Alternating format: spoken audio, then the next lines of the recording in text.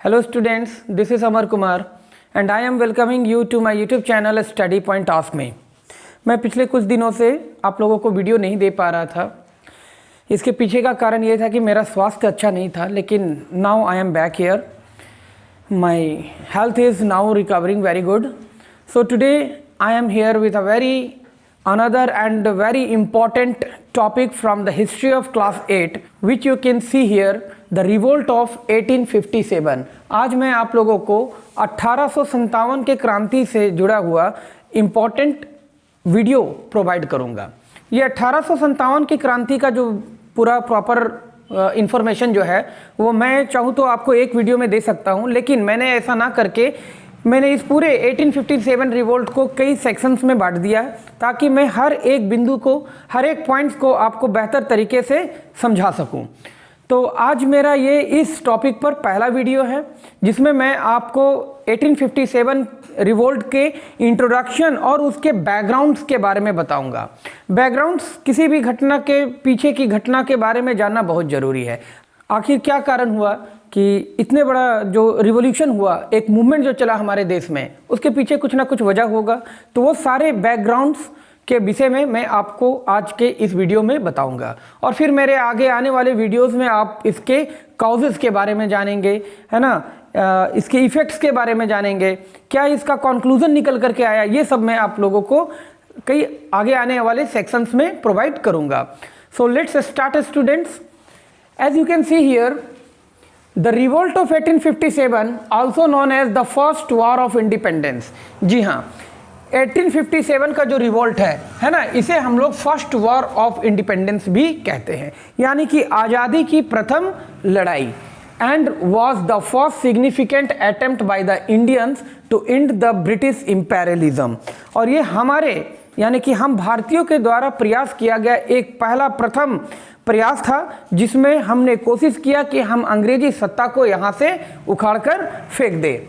ठीक है, it was started on 10 May 1857। ये डेट बहुत इंपॉर्टेंट है स्टूडेंट्स, इस डेट को आप लोग याद रखिएगा कि 1857 रिवोल्ट जो है वो किस डेट को स्टार्ट हुआ था।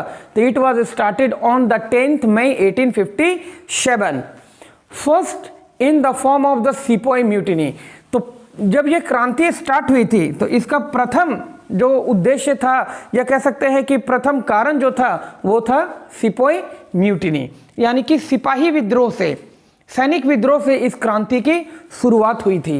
एंड ये सब मैं आगे आने वाले वीडियोस में या आगे के कंटेंट्स में मैं एक एक चीज़ को, व्हाट वाज सिपोई म्यूटिनी, है ना, and what were other causes for the revolt of 1857, ये हर एक बिंदु को मैं आपको अच्छी तरीके से प्रोवाइड करूंगा, समझाऊंगा।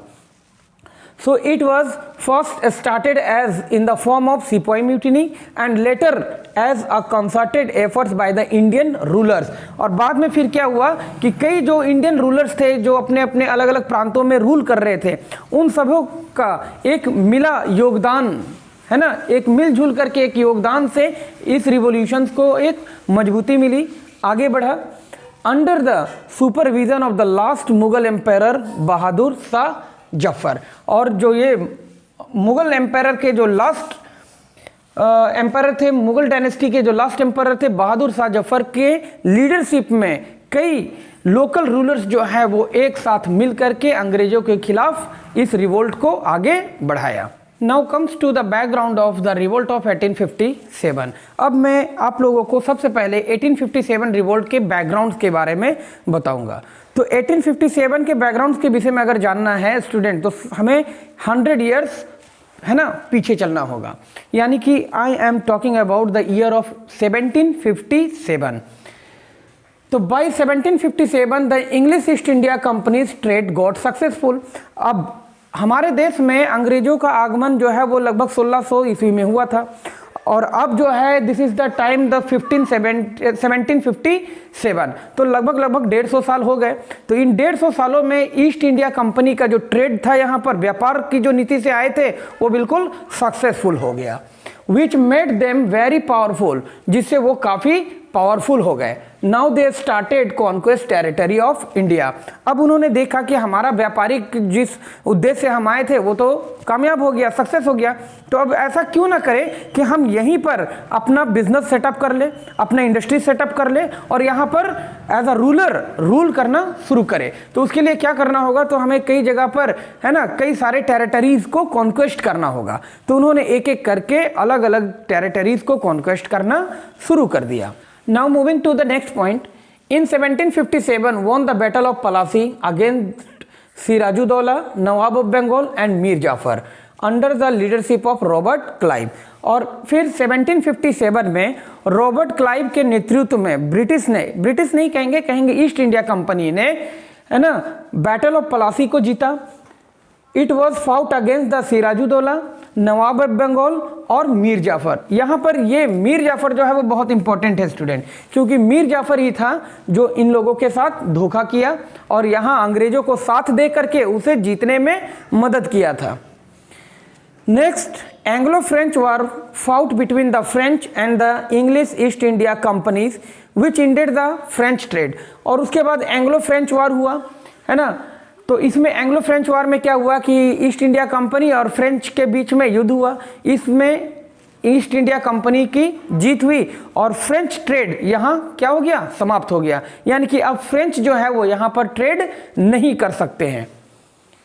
Next, in 1764 the battle of Buxar. और बक्सर की लड़ाई कब हुई थी, 1764। ये सारे जो डेट्स है ना स्टूडेंट, ये याद रखिएगा। Battle of Plassey it was fought in 1757, battle of Buxar it was fought in 1764। तो in the battle of Buxar British defeated the Mughal empire Shah Alam second, है ना। शाह आलम सेकेंड और सिराजुद्दौला, इन दोनों को ब्रिटिश ने बैटल ऑफ बक्सर में क्या किया, हरा दिया। And won the Diwani right of the Bengal, Bihar, Jharkhand and Orissa. जो अभी के करंट प्रेजेंट सिचुएशन जो है, जहां बिहार, झारखंड और उड़ीसा है, बंगाल है, तो इस रीजन का दीवानी राइट जो है वो अंग्रेजों ने अपने कंट्रोल में कर लिया। Now coming to the next point, in 1799 in the battle of Seringapatam defeated Tipu Sultan and won over the Mysore. और 1799 में, इस डेट को भी याद रखिएगा, 1799 में सेरिंगापत्तनम के बैटल में, है ना, ब्रिटिश ने टीपू सुल्तान को हरा दिया और मैसूर पर अपना कब्जा कर लिया। British introduce several laws and policies like the subsidiary alliance. British ने उसके बाद क्या किया कि कई अलग अलग तरह के पॉलिसीज अपनाए। अब यहाँ कंडीशन ऐसा है कि मान लो जैसे कि अगर मैं किसी टेरिटरी में गया और मैं बोलता हूँ कि आपका जो टेरिटरी है वो अब मेरे कंट्रोल में, या आप अपने आप को मेरे कंट्रोल में दे दीजिए, है ना, मुझे सौंप दीजिए, तो ऐसा तो होने वाला नहीं है। तो उसके लिए अंग्रेजों ने क्या किया, षड्यंत्र रचा, है ना, कई ऐसे दांवपेच खेले, है ना, कई ऐसे नए पॉलिसीज को एस्टैब्लिश किया जिससे वो एरिया जो है, वो टेरिटरी जो है वो मेरे कंट्रोल में हो जाए। So they had given a several type of different policies. उनमें से था subsidiary alliance. It was introduced by the governor general lord Wellesley. इस चीज को याद रखिएगा students, subsidiary alliance, it was introduced by the governor general of that time lord Wellesley. And the doctrine of lapse, और doctrine of lapse, it was introduced by the governor general lord Dalhousie, है ना। ये दोनों चीज आप याद रखिएगा। और साथ ही साथ उसने अवध को कॉन्क्वायर किया था बाय द मैल एडमिनिस्ट्रेशन, कह करके कि आपको वहाँ शासन करने नहीं आ रहा है, तो आपका जो टेरिटरी है वो हमारे अंडर में हो गया। तो सब्सिडरी अलायंस में ये था कि अगर कोई रूलर अपने टेरिटरीज में रूल कर रहा है तो वहाँ रूल करेगा, लेकिन इसके बदले में उसे ब्रिटिश को कुछ कह सकते हैं टैक्स, या in return they have to pay a huge amount of money, ठीक है। और इन डॉक्ट्रिन ऑफ लैप्स में क्या है कि अगर मान लेते हैं कि कोई टेरिटरी है, वहाँ का कोई रूलर है, और अगर उस रूलर के पास अपना खुद का वारिश नहीं है, यानी अपनी खुद की संतान नहीं है, गोद ले लिया गया है, तो उस टेरिटरीज के रूलर के रूप में उसे अब मान्यता नहीं मिलेगी और वो टेरिटरी जो है वो डायरेक्ट ब्रिटिश के कंट्रोल में आ जाएगा। तो इस तरह से इसने यूज़ किया। Later British introduce several land revenues policies, और कई तरह की लैंड रेवेन्यू पॉलिसीज भी जो है वो ब्रिटिश के द्वारा पुट किए गए। दे एस्टैब्लिश द आर्मी, फिर उन्होंने अपने लिए आर्मी बनाया, है ना, पुलिस बनाए, bureaucracies and the judiciary system, और एक एडमिनिस्ट्रेशन सिस्टम उसने अपने लिए सेटअप किया, जुडिशियरी सिस्टम को अपने लिए सेटअप किया। The companies rule was unjust and oppressive, company का जो रूल था वो काफ़ी अनजस्ट था, अप्रेसिव था, मतलब हम पर क्या कर रहे थे, वो प्रेशर बना रहे थे, हम पर दबाव दे रहे थे, हमारा शोषण कर रहे थे। तो many Indian rulers felt cheated, तो इस सारी घटनाओं के बाद कई इंडियन रूलर ने ये देखा कि कहीं ना कहीं उनके साथ बहुत बड़ा चीट हुआ है, धोखाधड़ी हुआ है, ठीक है, by all these policies introduced by the British government. So they now decided to protest the movement against the British. तो अब उन लोगों ने फैसला किया कि हम सभी मिल करके एक साथ जो है एक मूवमेंट चलाएंगे, ठीक है, एक आंदोलन छेड़ेंगे अंग्रेजों के खिलाफ। तो इस तरह से मैंने आपको बताया कि वो कौन कौन से पॉइंट्स थे, क्या बैकग्राउंड था कि रिवोल्ट ऑफ 1857 एक बहुत बड़ा मूवमेंट के रूप में तैयार हुआ और फिर लड़ा गया अंग्रेजों के खिलाफ। In my coming video you will get the information or the knowledge about the causes of revolt। मैं अपने आने वाले वीडियोस में आपको रिवोल्ट के काउजेज के बारे में बताऊंगा, है ना, पॉलिटिकल काउजेज, इकोनॉमिकल काउजेज और कई मिलिट्री काउजेज। तो ये सब चीज़ें मैं आपको आने वाले वीडियोस में प्रोवाइड करूंगा।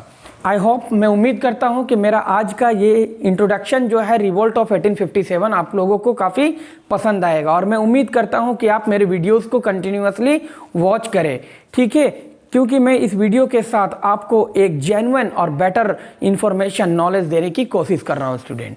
So this is all for today students, remain healthy and fit and thanks for watching my this video.